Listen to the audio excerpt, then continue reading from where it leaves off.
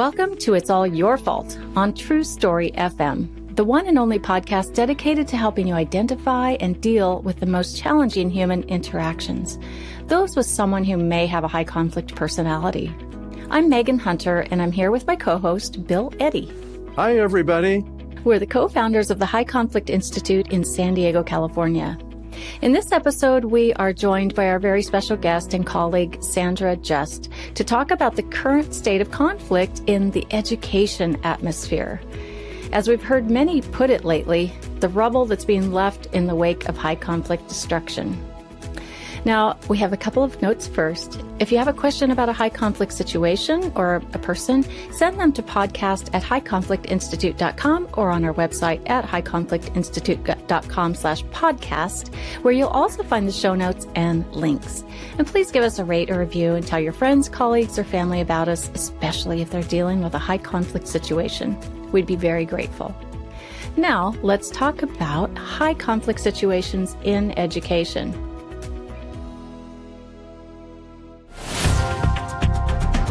Today, we're joined by our very special guest, Sandra Just, who's based in Colorado. She has a wealth of experience in the education field. She's the founder of Just Look Within Coaching and Consulting, where she provides executive leadership coaching. And she's the very first graduate of our brand new certification course, Conflict Influencer Certification. Sandra has 32 years of public education experience, giving her a lot of perspective on just about every aspect of supporting the needs of schools, whether it be teachers, administrators, parents, or even school boards. She's been a teacher, an administrator. She's had supervisory roles with principals, human resources, and lots of other roles. After retiring in 2020, she's been consulting with school districts across the country and is currently director of HR at a school in Colorado. So Sandra, thank you so much for joining us and sharing your experience as a seasoned, and I know I shouldn't say that because we're all pretty seasoned at this point, but seasoned educator, which basically means you have a lot of experience and a lot of information to share. Please tell us now something about you that I haven't already said that you think our listeners might like to know. Wow, that's always an interesting question, Megan. I think I would just add to that, on top of being an educator, have lived some of these very same challenges with my own children. The mom of a special needs student with Down syndrome who sadly has passed, but have lived many challenges with him. And a lovely young daughter who is 30 living in the Bay Area who didn't always find education that much fun, even though her mom was an educator. Wow, very interesting. I did not know that about your son, and I'm really sad to hear that. So thank you for sharing that with us, and it gives it even more depth. So let's just move right into the questions and discussion. We've been, as you know, more than probably any of us in the education realm, throughout this pandemic, which is now at a little over 2 years, the fight's been on in the education world. We hear about it on the news. We see it on social media, and especially, in education, and most especially in public education. It's always been at the crossroads of many social and cultural changes from, back in the day, busing students across town to benchmark academic standards for school funding, to which books are approved for teaching classes and a lot of things like that. And then with COVID, the conflict flame started burning even brighter as parents and schools and even unions fought over and continue fighting over masks, vaccinations, virtual classes, school shutdowns, reopenings, and even other issues like gender issues and parents' rights over the last few years. So that's what we're going to talk about today. And Bill, I know you wanted to just start right off about how the teachers are coping. Yeah. So tell us how teachers are coping with all of this. What helps keep them going? I think it's been definitely some challenging times, right? Megan, you noted a few of the many layers that are part of everyday world for teachers. When the pandemic first started and we all really didn't know what we were doing as we moved to online education, there seemed to be this swell of support for educators, right? People were so excited that their students could keep learning, and, teachers were in this new space, and, there just seemed to be such good feeling. And I think people held hope that that wave might keep going, and that really hasn't been the case. As we've returned to in-person, I think there was joy at seeing people again, the human connection. But I don't know that we really figured out how to transition in well. I think we stepped back in and just thought life would go back to normal, and life wasn't normal. We had faced a multitude of issues, watched so much violence around our nation, and people wanted to be well, but we didn't really make a plan to be well and move forward in a way. And so I think really what we see now are very exhausted individuals who are limping to the finish line of a school year. And while I think we all want to believe time and the summer will be beautiful, I think time is a beautiful gift, but I think we have some things to resolve about how we keep people whole and healthy so that we can support students before we move into next year. There's a lot there. Back to normal, which hasn't completely ever happened yet. Yeah. How are teachers responding, and reacting to this? Is there a lot of attrition that you're seeing? There certainly is some, right? Many folks, I think, have at least reflected, right, on is this their continued pathway? I think this is a calling for so many people that, while tired and exploring and reflecting, they still want to continue. They want to find the answers. They want to support our students. But there is certainly some people that are just saying it's enough. I have to look in another way. I have to look in another place. And top that with, we're not necessarily growing and creating as many teachers as we need in this nation right now. There will certainly be challenges with filling the roles to support, on top of finding systems that support the wholeness of everyone. Yeah, we've been hearing some questions, and I guess just stories from teachers who are saying that, reporting that they're being threatened physically, where parents used to kind of stop themselves with maybe some cursing or yelling. Now they're actually, really threatening them with physical altercations or physical threats of harm, and maybe even going as far as acting that out. Do you hear anything about that? We certainly hear cases of that, right? I would say we definitely hear more of the verbal spewing, maybe for lack of a better word, when people are very frustrated. Again, I think our parents are in a state as well, right? Everyone wanted the world to be normal, and my students go back to school, and there's events, and things look great, and they're going to do amazing work. And we've all struggled with going back into that flow. Parents have struggled going back into work and integrating back and forth.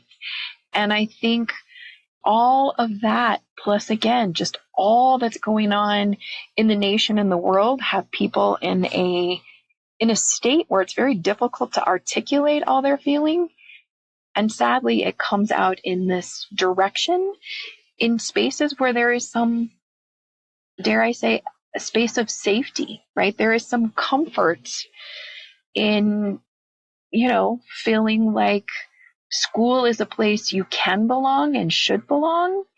And I think, it comes out there and can create some really difficult, uncomfortable scenarios for people to have to work through and be able to move forward.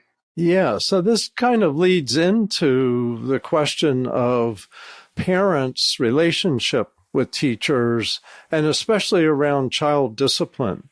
So what I remember when I went to school, my parents always agreed with the teachers. Even if they were wrong, I had to follow what the teachers said, had to do what they told me to do. Nowadays, you get some children can do no wrong, and their parents will get into conflicts with the teacher over discipline, and the child doesn't really learn necessarily a good lesson from that. But I'm not clear how much of a problem this is. So is this a big problem, or is this like one parent out of a class of 30 that has a problem like this? What are you seeing and hearing? I think it is a challenge spot, right? I wouldn't say that's necessarily the norm, right? I do think that most parents are trying to figure out that balance with schools. They want it to be a place of connection. But there are definitely situations out there where it can be a real challenge in finding that balance, in building that relationship and building trust so that there can be a real plan to support the student to move forward. I appreciate, Bill, what you said. My parents very much the same way. I think it probably scared me enough I didn't really get in trouble because I knew if I got in trouble, that would be problematic, right? Someone would tell my parents. Right. I just didn't want that. There were probably times where, that wasn't the best dynamic either, right? That there were situations that could have used conversation and had better resolutions, but that was how we were raised. That was how it was handled. In an ideal space, we get to a space where everyone has their voice, but there's a respect and an understanding of each other so that we can model and talk through disagreements. The ultimate hope of when we use the word discipline is correct what's not going right for the future. And how do we get to that balance spot, I think, is where we're feeling challenged. We sometimes land on one side, we land on the other side. And how do we build that relationship so that we all feel safe and healthy? And most importantly, that the student is seeing a model of how to resolve things and learn and grow themselves. Right. Since we teach conflict resolution, we really want the next generation to be better than ever at this. And some of today's world isn't teaching the better ways, but hopefully the teachers are and most of the parents. I think everyone, right? We always say everyone wants the best for their child. Every teacher came into this because they want the best for children. Sometimes we model that in different ways or we articulate that in different ways, and we have to find that spot of communication. And I think in the land of Zoom, while we've come out of it, we've lost some of those personal connections, right? We really had a distaste for Zoom in the beginning, thinking, how in the world could we ever communicate like this? And now, and I even find myself doing this, well, I'll just set up a Zoom meeting. It'd be far quicker than, running over and talking to somebody. And then I have to pause and say, we've lost that human connection of looking each other in the eye, of having the conversation, of letting the other person really see what we're feeling. That is just something that we have to have when we're in the human business. Yeah, that's so true. And in fact, our team at HCI just held our first ever in-person team retreat. And, we've been working remotely for our entire existence, even though Bill and I would get together sometimes and we'd see each other on the road once in a while and we'd do some co-training. We typically didn't see most of the people that support all of our work at HCI. So we held this meeting, and I think the biggest takeaway I had from it was that dimension, the in-person dimension. After being professionals on Zoom, we got that down pat. But there's just something different when you both observe or all observe something together. Somebody, taking a dive in the ocean or whatever it is. Now you have something other than just what you're seeing on the screen in front of you. Observe something and you can have a conversation about it, and you just learn so much more and you have that connection. And connection is really one of the key fundamental principles we teach here at HCI is people need to feel connected. So I think in this era of Zoom, while it's been really wonderful in so many ways and, been kind of a godsend, we still really need the in-person connection. Bill, would you agree? Absolutely. You're the guy that came up with this. With the C in your CARS method is connecting, and absolutely. I used to really focus a lot more on calming, and it really over time occurred to me that you connect with the person to calm the person.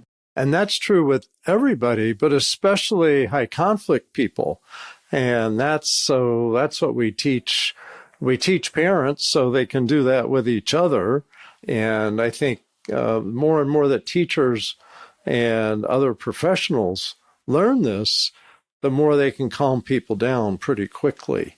We find within about 30 seconds, a good ear statement with empathy, attention, and respect can really calm somebody down. And now you can get into problem solving. And it's about the issue, not about that you're a hateful, evil person. We want to get past that. And so that ear statement essentially is the connecting mode, right? You use an ear statement to connect with someone instead of arguing with them. And therefore, you start to build a team together against whatever the issue is or the problem, whether it's real or perceived. And now we're working together on resolving this instead of fighting each other. Exactly. And I think, with teachers, that so much is the role modeling.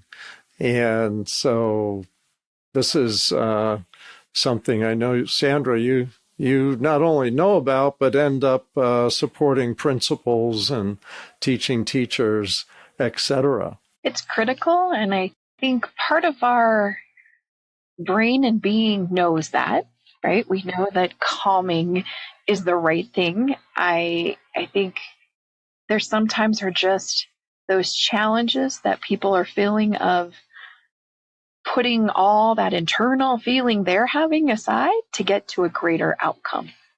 And that's where I think the tools, especially, from the influencer course, were really helpful reminders that it's very easy just to get caught up in our own emotion and need. And that feels fabulous for 2 seconds. But it doesn't get us resolution. And when we don't have some resolution or support for the other person, we really don't end feeling good. And just a quick add-on here, you've emphasized the word emotions. And I think that's so much part of what we see is trying to calm emotions.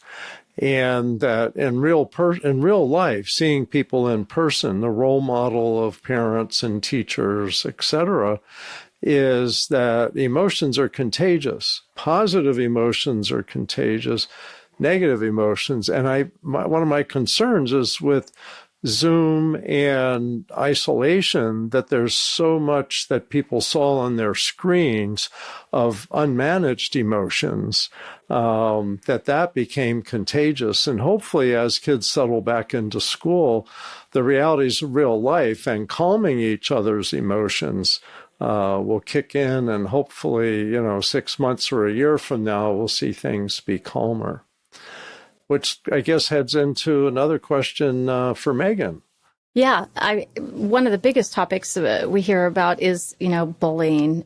And I think schools are not immune from that. And, from our understanding, bullying in schools was decreasing until COVID. Now with children back in the classrooms, bullying seems to have picked up. So I guess, Sandra, the big question is, what are you seeing and hearing? And, is that accurate? And if so, how should bullying be handled in schools? What can parents do? What can teachers do? Administrators do? I think that's a great question. And I will say my most recent experiences have been more adult focused than student. So I don't maybe have the, most recent pulse on this, but I can say, we continue to see and hear, of course, about students having issues with each other. I do think there is still a very strong line of this behavior happening through social media. That has continued on throughout COVID, and that's where there were some bumps. Students began to have those pressures with each other via social media. Those continue. I think, again, it is, having a pulse on what is going on with the student, being able to provide that support, hear the story. If they're telling a parent, having the parent share, that communication is so critical to finding resolution. If a student is enduring whatever inappropriate behavior from another person, sadly, we see that continue because adults don't always know. And that just creates so much anguish and pain for a student. And it really creates anguish and pain for a parent when that finally comes to them. And so that's where I think we see the greater escalation, because there's frustration. Nobody wants to see their child be hurt or in pain, right? And ultimately, no school leader wants to see a child in that place. So I wish there was this easy fix. I think the first step is communication, right? Problem solving, having systems to report. Those kind of structures are just critical.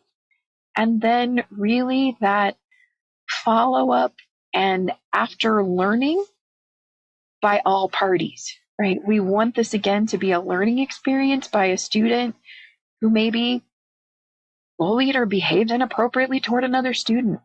How do we stop, make sure people are safe, and then help teach so that we can find out what's creating the root of that issue with the other student to behave in such a way. And so I think it has to come from both sides, making sure the student who's enduring any pain is taken care of first, and then ensuring there's some teaching and growing on the other part if we really want to stop this behavior. So it sounds like a learning experience rather than deciding who's to blame. The reality is pieces of both, right, end up happening. There often are some consequences, right, dependent on all the facts of the scenario. But then I do think we have to move into that learning phase as well, because it's possible without that teaching, nothing changes, right? Consequences don't always cause everyone to change. And so it's consequence, perhaps, and teaching, but we have to do the and teaching part. Excellent. And that's in many ways what we teach, because we do teach about setting limits and consequences, but the focus is on the future.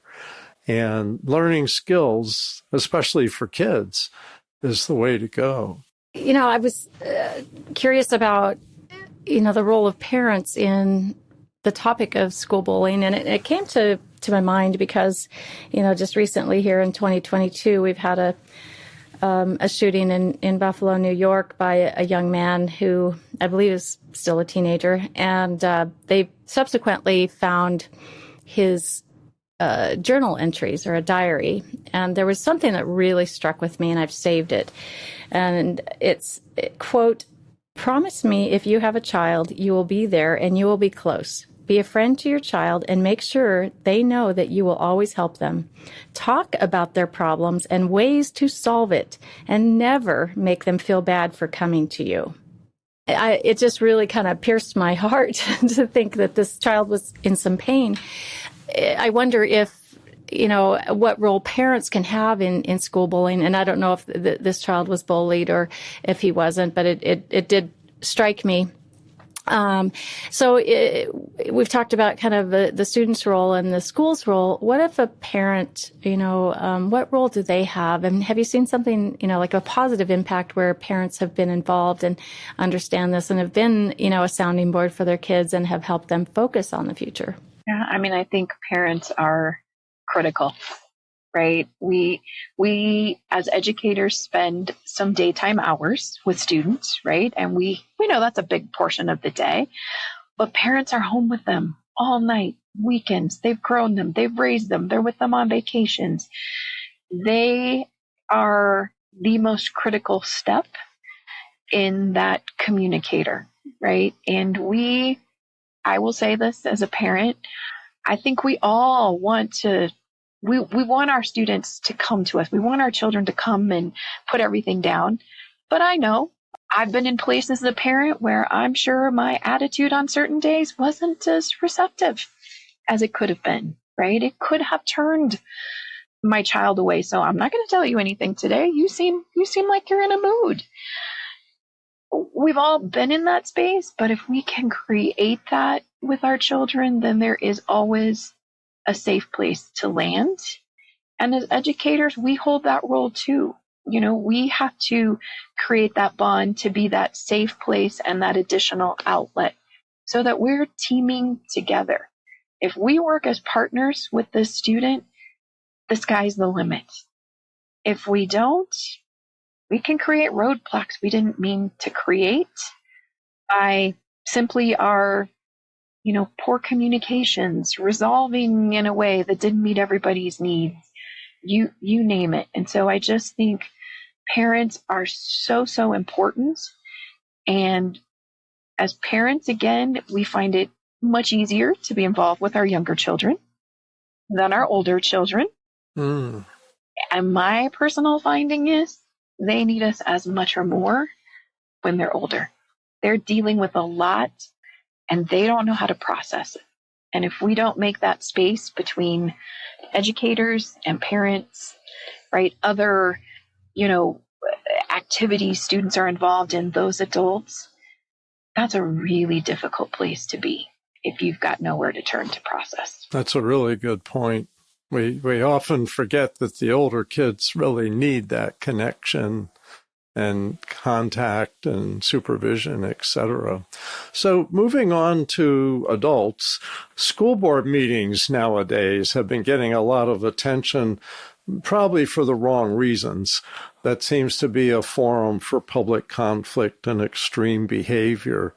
What mechanisms have school boards adopted to help manage these meetings with disruptive outbursts, profanity, slurs, etc.? It seems like every forum we have anymore is a possible place, right? It reminds me of kindergarten. I think, I go back to this space. Many school board meetings have been held by Zoom in an effort to not have, large groups come together. I think we're transitioning more to, more and more to in-person. But again, we've had that Zoom layer where, we have our frustration of the issue, perhaps frustration of technology for those who don't, love all the technological spaces. And, the very system of school board meetings often is there is public comment, but you need to sign up. You have a very short period of time. You're cut off. It works for the flow of the meeting, right? It makes complete sense when you think of a meeting and all that the school board has to do. I can see probably from someone who wants to speak, that can feel a little challenging when they feel like their voice is being cut. And so I don't know that there is an easy space to this, but I think it is, letting people know the limits ahead of time, ensuring that transparency so there is not a shock or surprise. Again, reminding people of the structures. I think it's a lot of those reminders that we can sometimes feel like almost a little degrading because we repeat them and we think we shouldn't or don't need to repeat them to adults. And yet I think they're helpful because we know what to expect in a meeting. And so I think in a forum like that, that is really necessary and important. And sometimes, to be honest, we just have to remind each other, if you're speaking, please have your camera on. We need to see you. We need to be able to see your emotion and your feeling. So I think that's another reminder.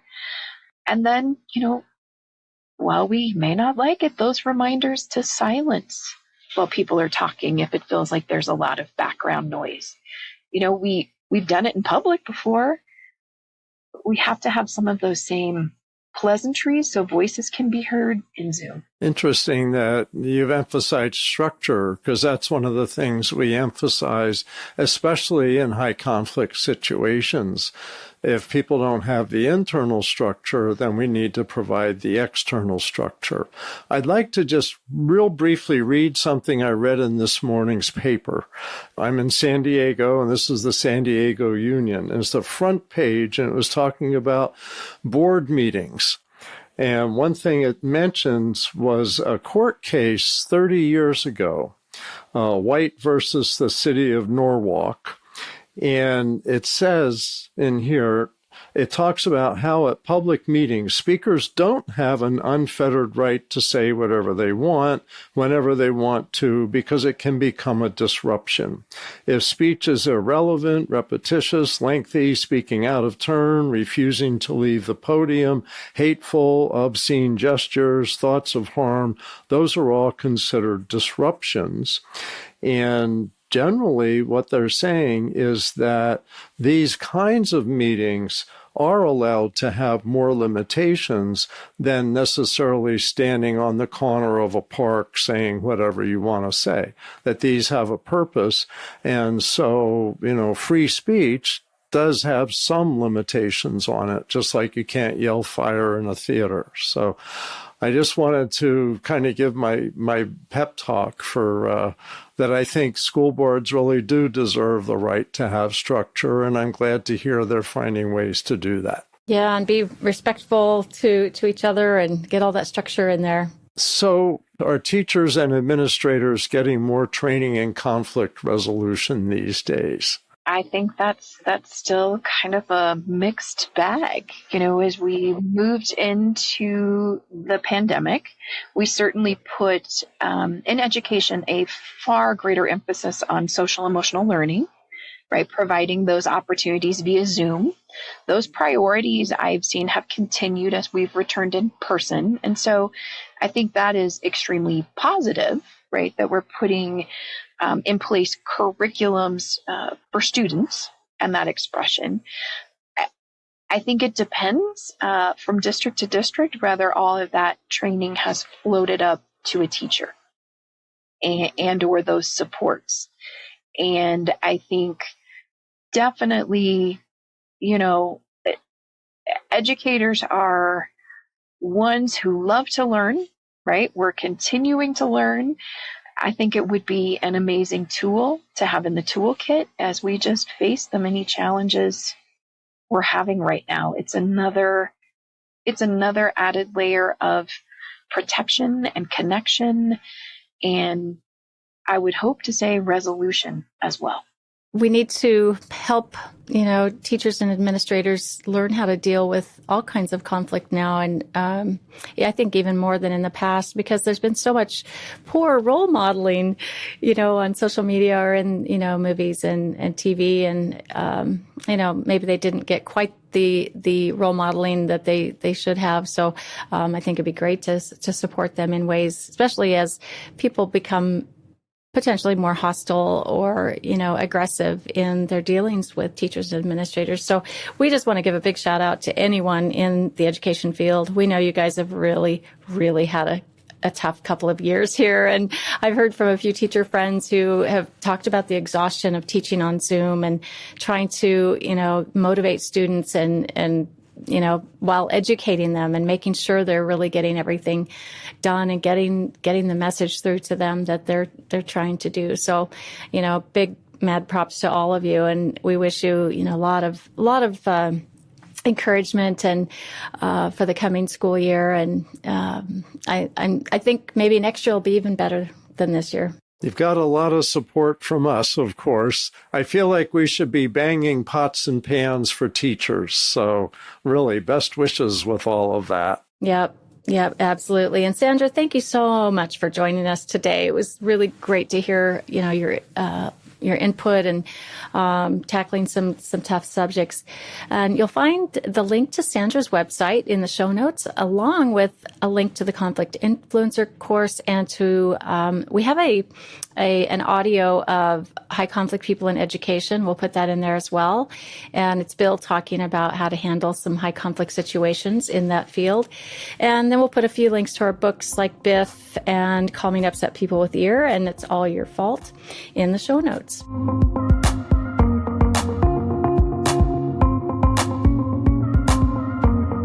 In next week's episode, we are going to go into a topic that I find really interesting, and whether it's a good idea to tell the judge, the HR manager, the principal, the mediator, or just about anyone that the other person or, you're in a dispute with is high conflict, or that they actually do have a diagnosis, or you think that they do.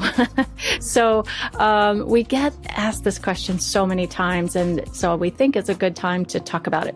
It's a big issue, and we'll do our best to tackle it. So in the meantime, send your questions to podcast@highconflictinstitute.com or submit them to highconflictinstitute.com/podcast. And we'd love it if you tell your friends about us, and really be grateful if you'd leave us a review wherever you listen to our podcast.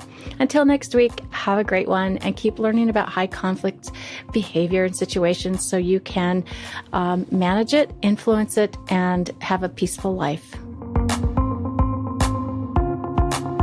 It's All Your Fault is a production of True Story FM. Engineering by Andy Nelson. Music by Wolf Samuels, John Coggins, and Ziv Moran. Find the show notes, and transcripts at truestory.fm or highconflictinstitute.com/podcast. If your podcast app allows ratings and reviews, please consider doing that for our show.